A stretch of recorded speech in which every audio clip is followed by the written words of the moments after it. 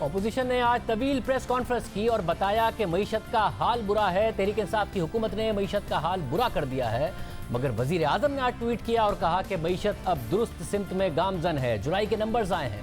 جولائی میں $424 ملین کا current account surplus رہا، جون کے مقابلے میں جولائی کے مہینے میں برآمدات میں بھی بہتری آئی ہے. وزیر اعظم دعویٰ کر رہے ہیں کہ اس وقت معیشت درست سمت میں گامزن ہے. اپوزیشن کچھ اور دعویٰ کر رہی ہے، اور ہم بات کریں گے ایک ایسے سابق وزیر خزانہ سے، ایک ایسے ماہر معیشت سے جن کو اپوزیشن بھی کوٹ کرتی ہے، جنہیں حکومت بھی معتبر مانتی ہے اور کوٹ کرتی رہی ہے. ڈاکٹر حفیظ پاشا صاحب ہمارے ساتھ موجود ہیں. ڈاکٹر صاحب بہت شکریہ میں شو میں جوائن کرنے کے لیے. ڈاکٹر صاحب ظاہر کرنٹ اکاؤنٹ سرپلس آیا ہے، برآمدات پک اپ کرنا شروع ہو گئی ہیں، ریمیٹنسز بہت زیادہ بہتر رہی ہیں. وزیر اعظم خوشخبری سنا رہے ہیں کہ معیشت درست سمت میں گامزن ہو گئی ہے، مگر وزیر اعظم یہ پہلے بھی کہہ چکے ہیں، مگر پھر ہم نے دیکھا معیشت کے حالات کیسے ہوئے. اپوزیشن بھی پہلے سے تنقید کرتی آئی ہے. آپ کو لگ رہا ہے کہ ابھی 3-4 مہینے لگیں گے یہ دیکھنے میں کہ پرماننٹ ریمیٹنسز میں اضافہ ہے، ایکسپورٹس پرماننٹ پک کر رہی ہیں، یا ابھی کہا جا سکتا ہے؟ یہ آپ کا بڑا مناسب سوال ہے.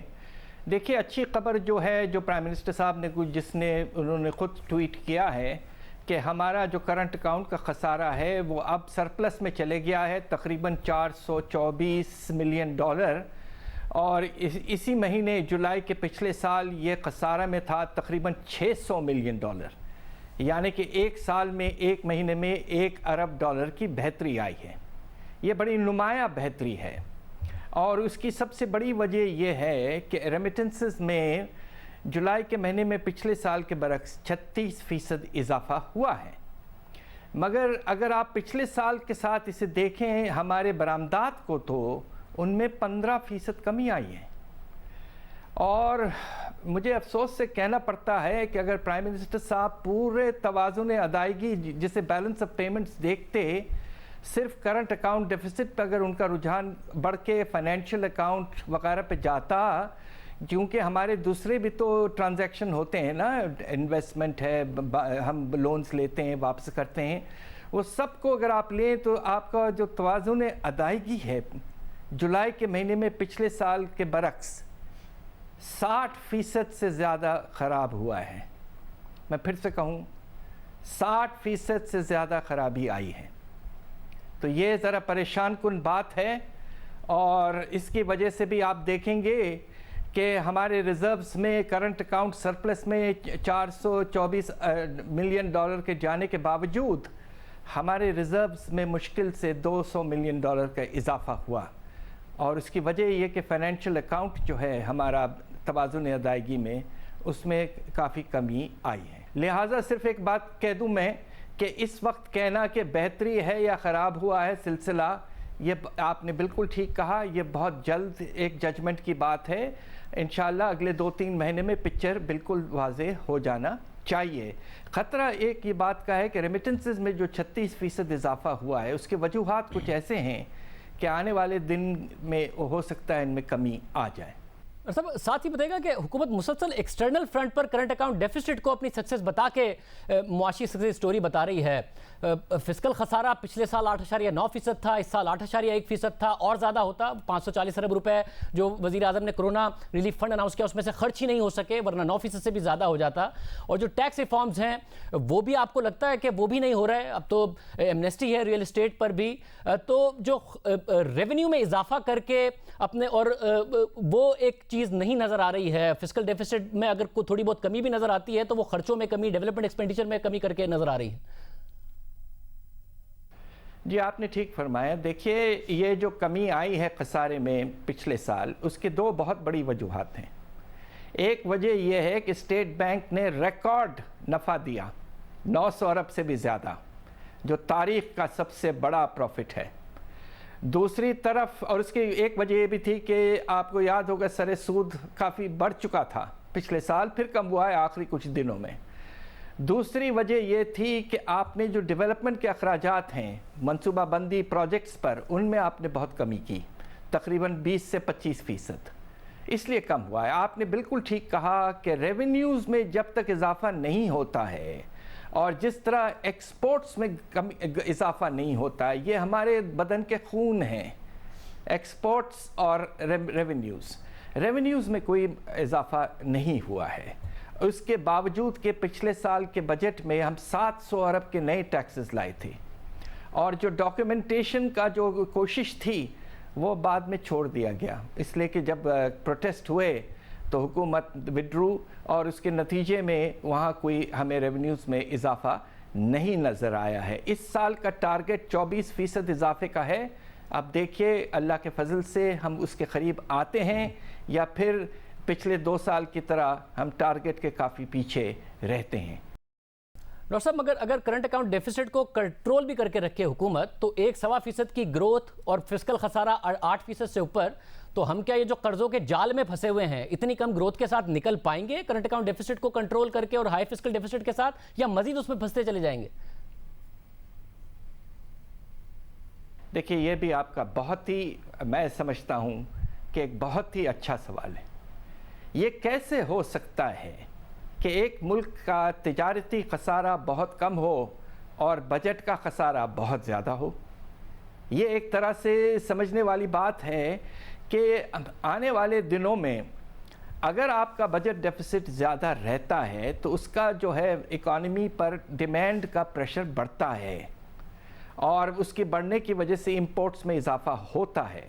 ہم نے پچھلے 2 سال اس کو اس طرح مینج کیا ہے کہ ہم نے روپے کی قدر بہت گرائی تاکہ قیمتوں میں اضافہ ہو جائے امپورٹ کے، اور دوسرے طرف کم از کم پہلے سال اس حکومت نے کافی عرصے تک اس سر سود کو بہت اونچا رکھا۔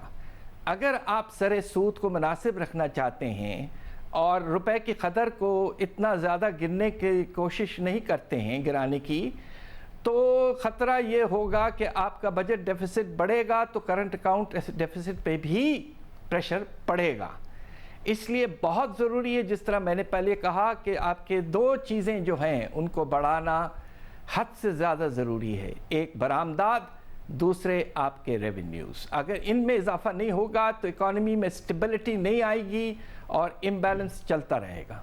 مطلب اس کے اشارے آپ کو نظر آ رہے ہیں، کیونکہ ابھی جو حکومت کریڈٹ لے رہی ہے برآمدات کا وہ تو ایگزسٹنگ کیپیسٹی ہے جو پہلے سے لگی ہوئی تھی۔ ایسا نہیں ہے کہ نئی کیپیسٹی لگ گئی ہو ٹیکسٹائل کی، یا پھر حکومت نے کوئی نئے ایونیوز ڈائیورسیفائی کیا ہو پاکستان کے ایکسپورٹس کو۔ آپ کو نظر آ رہا ہے کہ ڈائیورسیفیکیشن ہو ایکسپورٹس میں یا پھر ریونیوز میں اتنا زیادہ اضافہ ہو؟ وہ نظر آ رہے ہیں آپ کو اس کے سائنس؟ دیکھیے مجھے افسوس سے کہنا پڑتا ہے کہ پچھلے 2 سال میں ان 2 فرنٹس پر کامیابی نمایاں طور پر نہیں ہوئی ہے۔ آپ نے بالکل ٹھیک کہا، اور افسوس کی یہ بات ہے کہ ہمارا جو زرعی شعبہ ہے جس سے ہم ایکسپورٹ کافی کرتے ہیں، 25 سے 30% ایکسپورٹ ہمارے رائس ایکسپورٹس ہیں، پھر آپ کے ہمارے فروٹ کے ایکسپورٹس ہیں، اس طرح کے جو آئٹم ہیں، اس میں پاکستان کا پوٹینشیل بہت ہے۔ اگرچہ ہم اپنے زرعی شعبے کو پہ توجہ دیں اور کوشش کریں کہ ہمارا جو ایلڈ ہے وہ اس میں اضافہ ہو، تو میں سمجھتا ہوں کہ دنیا میں اس وقت بہت کم ملک ایسے ہیں جن کے پاس فوڈ سرپلسز ہیں۔ تو ہمیں البتہ یہ ہو رہا ہے کہ مجھے افسوس سے کہنا پڑے کہ اب آپ چینی کو بھی امپورٹ کرنے لگے ہیں، آپ گندم کو بھی امپورٹ کرنے پڑ لگے ہیں، تو یہ جو ہمارا زرعی شعبے پر توجہ کم دی گئی ہے، یہ میں سمجھتا ہوں بالکل نامناسب ہے۔ ایکسپورٹس میں اضافہ وہاں سے ہوگا۔ دوسرا ویلیو ایڈڈ آئٹمز ہیں آپ کے ٹیکسٹائل سیکٹر میں۔ آپ نے ٹھیک کہا کہ ہم کیپیسٹی لیمٹس تک پہنچ چکے ہیں، مگر نیا انویسٹمنٹ اس وقت آئے گا جب اکانومی میں کچھ گروتھ میں اضافہ ہوگا اور ایکسپورٹس میں اضافہ ہوگا۔ البتہ اسٹیٹ بینک نے سر سود میں تو کمی کی ہے اور یہ بہت مناسب کمی کی ہے، اور دوسری طرف اب کریڈٹ کا بھی نظام ایسا کر دیا ہے کہ انویسٹمنٹ کے لیے سافٹ تقریباً لونز ملنے کی گنجائش پیدا ہو گئی ہے۔ اب ہم یہ دیکھنا چاہتے ہیں کہ کنسٹرکشن سیکٹر میں جو مراحل دیے گئے ہیں، کیا اس سے انویسٹمنٹ بڑھتا ہے، ریئل اسٹیٹ ڈیولپمنٹ ہوتی ہے؟ تو آنے والے دنوں میں پتہ چلے گا کہ یہ جو نئے پالیسیز آئے ہیں کووڈ-19 کے بعد، کیا ان میں سے کچھ کامیابی حاصل ہو رہی ہے یا نہیں۔ ڈاکٹر صاحب آپ کا خاص فوکس رہتا ہے انفلیشن پر اور فوڈ انفلیشن پر، آپ بات بھی کر رہے ہیں گندم کی۔ گندم تھی پھر بھی مہنگی ہو گئی، دیر سے درآمد کرنے کا فیصلہ کیا۔ چینی تھی 110 روپے پر پہنچ گئی، پھر دیر سے درآمد کرنے کا فیصلہ کیا۔ یہ فیصلہ سازی میں فقدان کا مسئلہ ہے، گورننس کا مسئلہ ہے، کیا مسئلہ ہے جس کی وجہ سے یہ مسائل دیکھنے پڑ رہے ہیں اور ہائی فوڈ انفلیشن دیکھنی پڑ رہی؟ چینی کے بارے میں تو کافی کمیشن وغیرہ کی رپورٹس آ چکے ہیں۔ دیکھیے بات یہ ہے کہ گنے کی قیمت میں اس سال صرف 6% اضافہ کیا گیا ہے، یعنی کہ ہمارا جو کاشتکار ہے اس کو کوئی خاص فائدہ نہیں ہوا۔ اس کے برعکس ریٹیل پرائس جو ہے چینی کی تقریباً 100 روپے کے اوپر جا چکی ہے، تقریباً 25 سے 26% اضافہ ہوا ہے۔ تو یہ 6% سے بڑھ کر 26% تک کیسا پہنچی؟ ہوا یہ ہے کہ اپنی فیکٹریاں جو ہیں اونرز اور جو آپ کے ہول سیلر اور ریٹیلر ہیں انہوں نے پیسہ بنایا ہے، اور یہ اس طرح بنایا ہے یقیناً کہ ہورڈنگ وغیرہ ہوئی ہے۔ تو ہمارا جو نظام تھا ایک زمانے میں یہ کافی اچھا چلتا تھا، لوکل جو کمیٹیز تھیں پرائس کنٹرول کی ایک پرائس لسٹ ہوتی تھی، اور ڈپٹی کمشنر وغیرہ اس کو کوشش کرتے تھے کہ مارکیٹس میں یہ ٹھیک سے یہ چلتا رہے سلسلہ۔ یہ نظام ٹوٹ گیا ہے، یہ گورننس کی فیلئر ہے، مجھے افسوس سے کہنا پڑ رہا ہے۔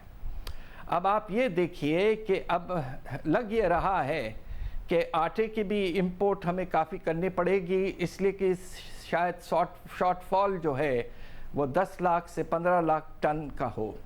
تو میرے خیال سے یہ پہلی دفعہ ہے 20 سال میں کہ پاکستان آٹے کی امپورٹ کرے گا۔